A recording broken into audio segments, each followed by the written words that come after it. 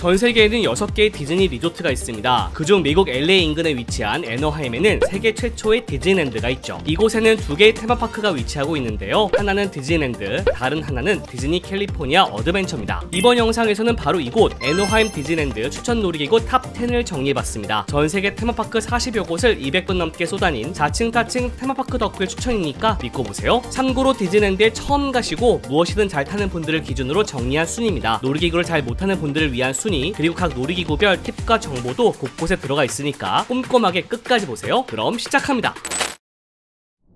10위는 캐리비안의 해적입니다. 보트를 타고 해적들의 삶을 관람하는 놀이기구죠. 무려 1967년에 오픈한 고전 보트라이드로 월트 디즈니가 살아있을 때 직접 기획에 참여한 마지막 놀이기구입니다. 월트 디즈니는 캐리비안의 해적 오픈을 못 보고 사망했죠. 특별한 스토리가 있는 건 아니고 해적들의 삶을 관람하는 게 전부입니다. 그래도 분위기가 한몫을 해 흥미로운 부분이 많은데요. 특히 그 당시에 만들어진 것을 생각하면 굉장히 잘 만든 놀이기구라는 생각이 들죠. 그래서 놀이기구 자체가 오랫동안 사랑받았고 그 사랑과 인기로 영화화가 되기도 했는데 우리가 아는 영화 캐리비안의 해적 시리즈는 이 놀이기구가 원작입니다. 보통 영화가 잘 된 다음에 놀이기구로 만드는 요즘과 달리 놀이기구 인기로 영화가 만들어진 특이한 케이스죠. 결국 영화도 잘 되어서 놀이기구에 영화 장면들이 추가 반영되었는데 그게 바로 잭 스패로우입니다. 지금은 곳곳에서 잭 스패로우를 찾아볼 수 있으니까 잭을 찾는 재미로 타보세요. 깜짝 낙하 구간이 있어서 스릴 점수는 2점, 흥미진진한 장면들이 연속으로 등장해 흥미 점수는 3점, 그 당시 기획력을 생각해 독창성 점수는 2.5점으로 10위에 뽑았습니다.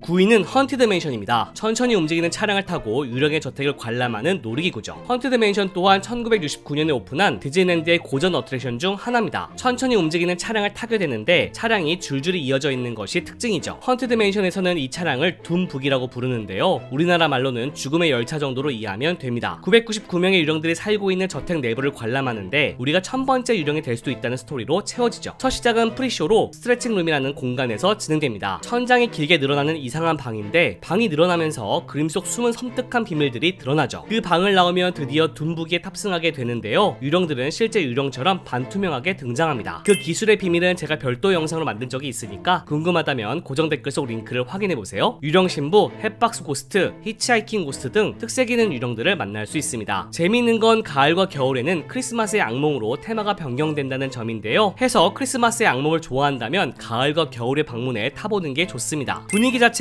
무서울 수는 있지만 낙하 등의 스릴은 없어서 스릴 점수는 1점, 유령의 집이란 점에서 흥미 점수는 3점, 특색 있는 프리쇼와 차량 때문에 독창성 점수는 4점으로 9위에 뽑았습니다.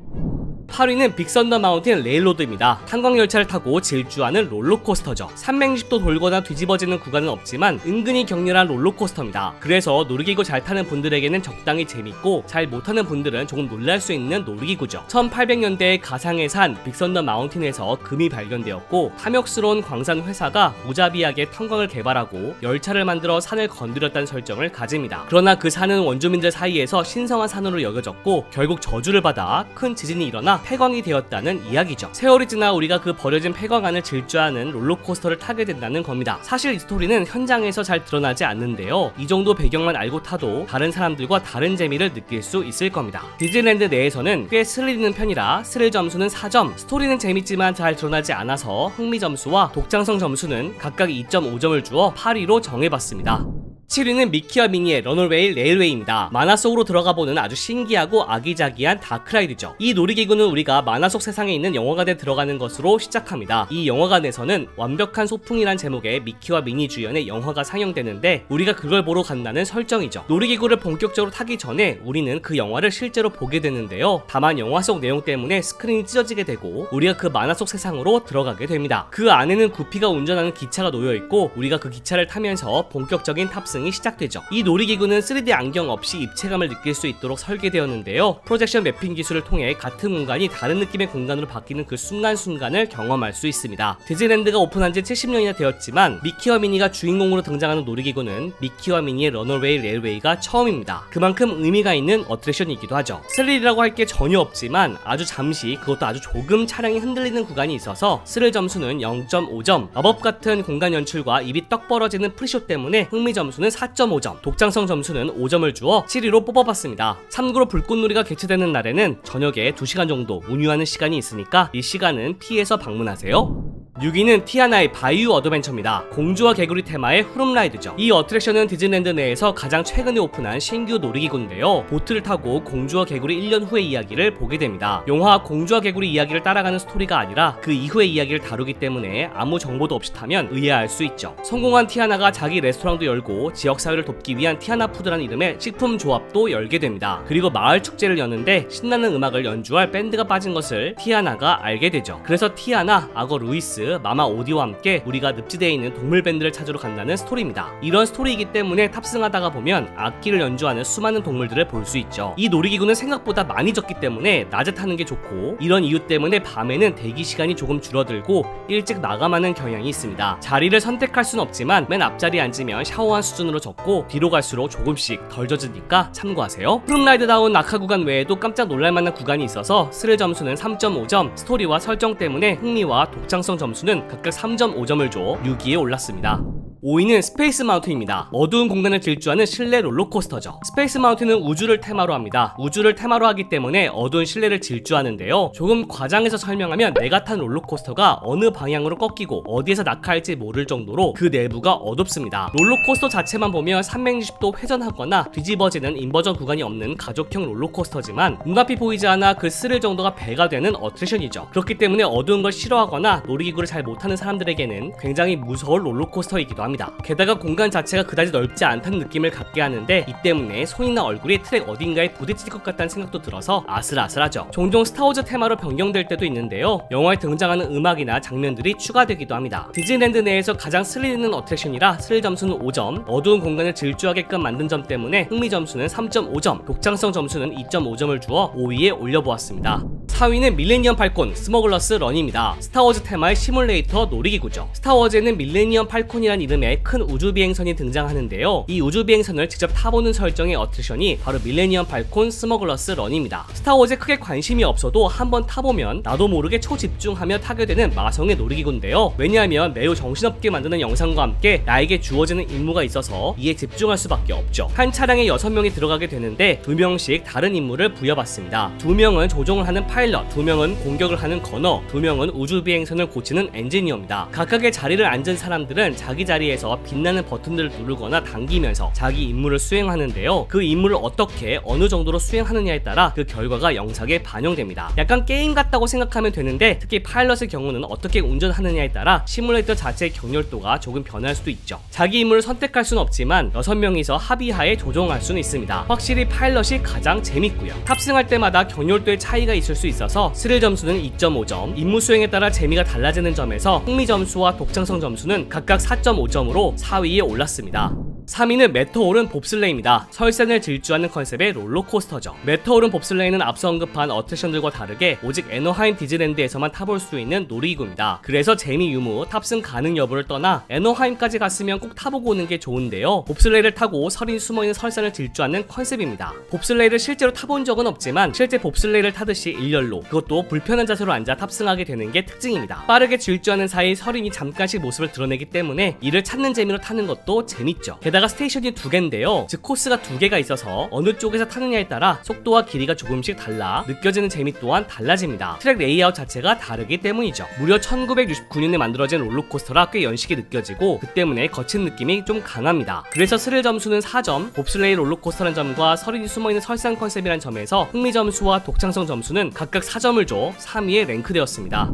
2위는 인디아나 존스 어드벤처입니다. 지프차를 타고 인디아나 존스 모험을 따라가는 다크라이드죠. 1995년에 오픈했지만 최근에 오픈했다고 해도 이상하지 않을 정도의 기술력과 스토리, 그리고 흥미진진한 장면들로 채워진 다크라이드입니다. 그래서 꼭 타보고 오는 게 좋죠. 마라신이 있는 사원으로 들어가는 것으로 시작하는데 그 사원 자체가 거대한 대기 공간이 됩니다. 마라신은 사원을 사는 사람들에게 젊음, 재산, 미래를 보는 능력 중 하나를 주는데 대신 그 눈을 보면 저주를 받게 된다는 이야기입니다. 이 사원으로 들어간 인디아나 존스와 사람들이 돌아오지 않자 우리가 그 사원으로 들어가 지프차에 몸을 싣게 된다는 컨셉이죠. 하지만 우리도 마라신의 눈을 보게 되고 마라신의 저주를 피해 사원을 탈출해야 합니다. 지프차 자체가 매우 격렬하게 움직이도록 설계되어 있고 차량 자체가 장면에 따라 속도 조절이 되도록 되어 있어서 굉장히 스릴 넘치는 게 특징입니다. 그리고 마라신이 우리에게 3가지 중 무엇을 주려고 했는지에 따라 보게 되는 초반 장면이 달라서 여러 차례 타야 다 볼 수 있는 재미도 있죠. 롯데월드의 8호의 분노가 많은 부분 이 어트랙션을 흉내냈는데 그 스릴과 재미는 디즈니랜드 쪽이 압승입니다. 참고로 도쿄 디즈니시에도 중에도 인디아나 존스 어드벤처가 있는데 스토리와 설정이 다르죠. 내용을 어느 정도 알고 타면 몰입이 더 잘 될 수 있어서 제가 만든 한국어 자막 영상을 미리 보고 타는 것도 좋습니다. 고정 댓글에 링크 남겨놓을게요. 엄청난 낙하 구간은 없지만 라이드 자체가 많이 격렬해 스릴 점수는 3.5점, 스토리와 설정 그리고 3가지 볼거리가 랜덤으로 보여진다는 점에서 흥미 점수와 독창성 점수 각각 4.5점으로 2위에 올랐습니다.